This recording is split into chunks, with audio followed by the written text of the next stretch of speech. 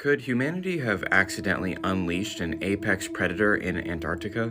On February 13th, 2021, a post popped up on a Google Earth thread appearing to show what looked like a giant spider in a Google Earth image of Antarctica.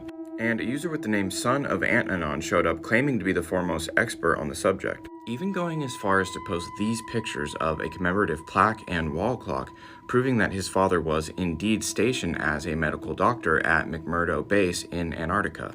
If these videos about the paranormal, supernatural, secret hidden history interest you, click the link in my bio and subscribe to my brand new YouTube channel.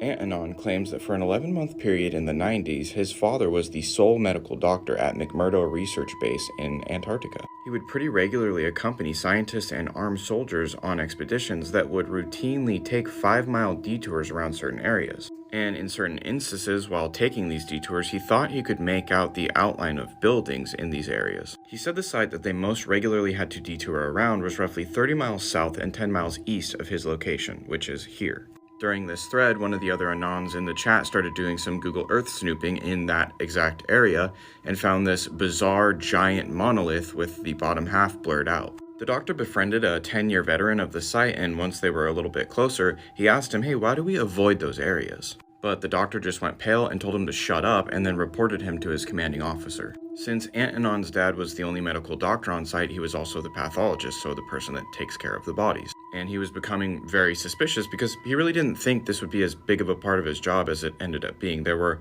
a lot of casualties and some really strange injuries, like fully severed limbs and bodies found in half. But conveniently, since the remains were almost always frozen, he was always instructed to list the cause of death as hypothermia. He did try to go about it the right way. He tried talking to people, but either they knew nothing or they would just clam up and report him. So he basically just started rifling through people's shit, which usually I'm against, but at this point I'm all for it. The dude's an absolute mad lad. And if you don't think this is the absolute perfect stock photo for this next segment, you're crazy and I don't care. So while he was rifling through the workstation of one of the higher level researchers, he found a drawer full of journals. And these journals were full of information about what Antanon would call striders. From what he could tell, these creatures were found while the researchers were taking bore samples, which is when they drill big chunks of the ice out. Of course, they thought these creatures were dead because they were surrounded by ice that was at least hundreds of thousands of years old. But of course, upon thawing them out, a couple of them animated and violently escaped and had since become a huge nuisance for